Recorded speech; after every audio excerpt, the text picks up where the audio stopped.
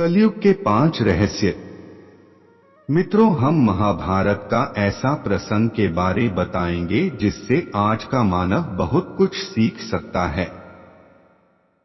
महाभारत के समय की बात है।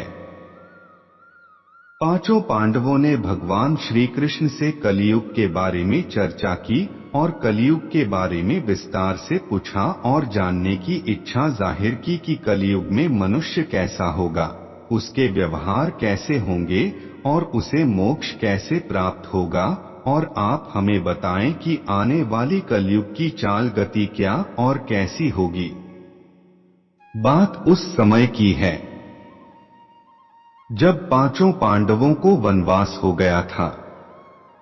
वनवास जाने से पहले पांडवों ने भगवान श्री कृष्ण से पूछा, हे श्री कृष्ण, अभी यह द्वापर युग का अंत काल चल रहा है, आप हमें बताएं कि आने वाली कलयुग की चाल कैसी होगी। श्री कृष्ण जवाब देते हैं, मैं तुम्हें इसका सीधा सा उत्तर तो नहीं दे सकता, लेकिन हाँ, तुम पांचों भाई वन में जाओ और वन में जो कुछ भी दिखे मुझे आकर बताओ, मैं तुम्हें उसका कलयुग में प्रभाव बताऊंगा। इसके बाद पांचों भाई वन में चले गए। उन्होंने वन में जो देखा वह देखकर आश्चर्यचकित रह गए। आखिर उन्होंने वन में क्या देखा और श्री कृष्ण ने क्या जवाब दिया, यह जानने के लिए इस वीडियो को अंत तक जरूर देखें। स्वागत है आपका हमारे YouTube चैनल श्री निर्मल ज्ञान गंगा पर। श्री कृष्ण के कहे अनुसार पांचों भाई अलग अलग दिशाओं में वन की ओर निकले। युधिष्ठिर भ्रमण पर थे। उन्होंने एक जगह पर देखा कि एक हाथी के 2 सूंड थे। यह देखकर युधिष्ठिर के आश्चर्य का ठिकाना नहीं रहा। अर्जुन दूसरी दिशा में भ्रमण पर थे। कुछ दूर जंगल में जाने पर उन्होंने जो देखा उसे देखकर वह भी आश्चर्यचकित रह गए। वहां पर देखा कि कोई पक्षी है जिसके पंखों के ऊपर वेदों की रचनाएं की हुई है और वह पक्षी मुर्दे का मांस खा रहा है। यह दृश्य देख अर्जुन कुछ समझ नहीं पाए। दोनों भाइयों की तरह भीम भी भ्रमण पर थे। उन्होंने जो देखा वह भी आश्चर्यचकित रह गए। उन्होंने देखा कि गाय ने एक बछड़े को जन्म दिया, लेकिन जन्म के बाद में गाय बछड़े को इतना चाट रही है कि उसका बछड़ा लहूलुहान हो गया है। सहदेव भी भ्रमण पर थे तो उन्होंने चौथा आश्चर्य देखा। उन्होंने देखा कि 6 से 7 कुएं हैं जिसमें पानी है और बीच का एक कुआं खाली है। बीच का कुआं काफी गहरा होते हुए फिर भी पानी नहीं है। घोर आश्चर्य हुआ, ऐसे कैसे हो सकता है। नकुल भी भ्रमण पर थे और उन्होंने एक आश्चर्यजनक घटना देख एक पहाड़ के ऊपर से एक बड़ी सी चट्टान लुढ़कते हुए नीचे आ रही है। वे कितने ही वृक्षों से टकराकर उनको नीचे गिराते हुए वे आगे बढ़ जाती है।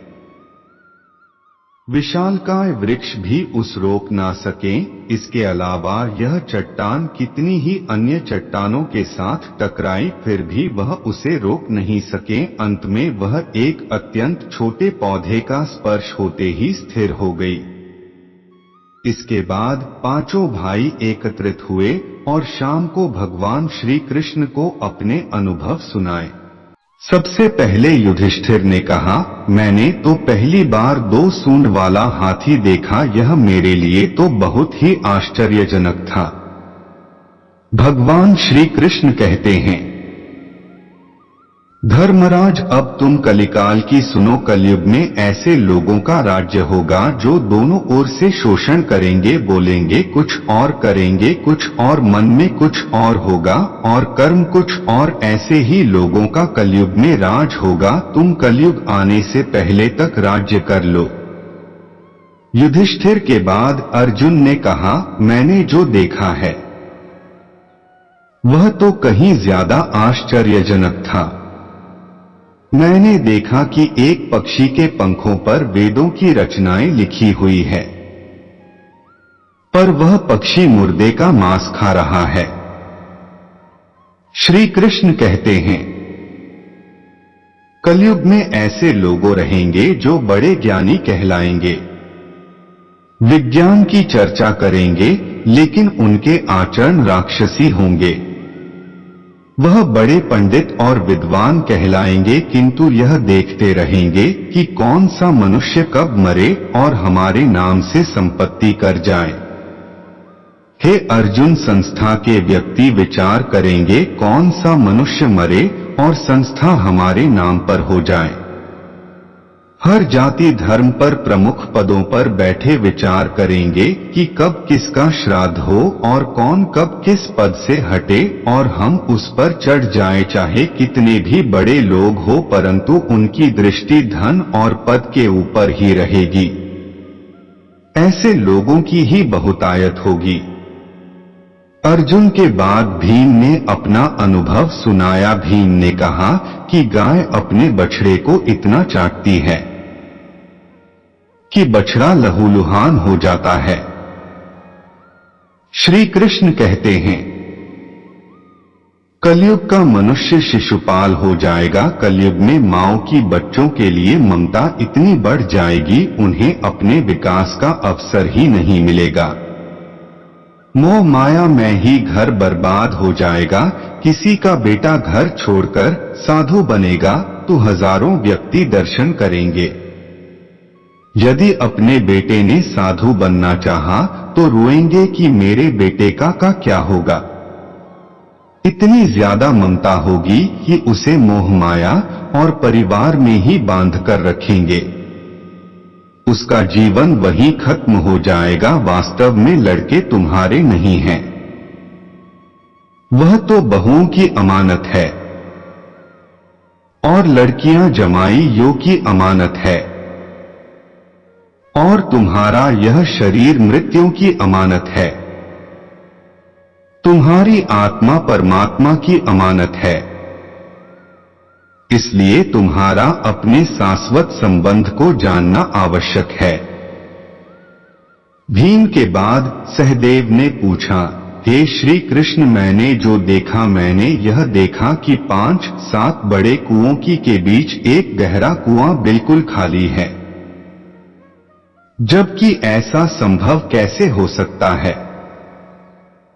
भगवान श्री कृष्ण ने जवाब में कहा, कलयुग में लड़की के विवाह में, मकान के उत्सव में, छोटे बड़े उत्सवों में तो लाखों रुपए खर्च कर देंगे, परंतु पड़ोस में ही यदि कोई भूखा प्यासा मर रहा होगा तो यह नहीं देखेंगे कि उसका पेट भरा है या नहीं।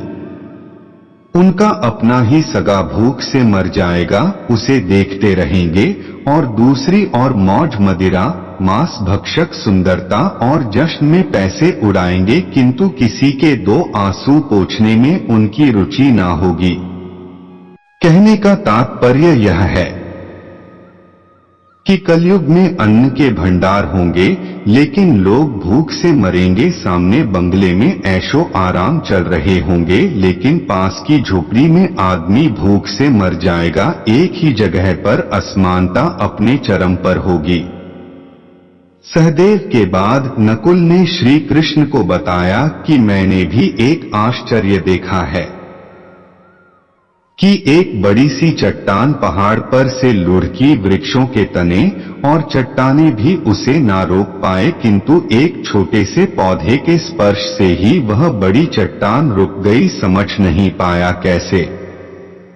श्री कृष्ण ने कहा, कलयुग में मानव का मन नीचे गिरेगा, उसका जीवन पतित होगा। यह पतित जीवन धन की शिलाओं से नहीं रुकेगा, ना ही सत्ता के वृक्षों से रुकेगा, किंतु हरि नाम के एक छोटे से पौधे से, हरि कीर्तन से मनुष्य जीवन रूपी पौधे का पतन होना रुक जाएगा। इसलिए भक्तों, हरि भजन कलयुग में मोक्ष पाने का एकमात्र उपाय है। दोस्तों वीडियो पसंद आया हो तो वीडियो को लाइक और शेयर करें, चैनल को सब्सक्राइब कर ले। धन्यवाद।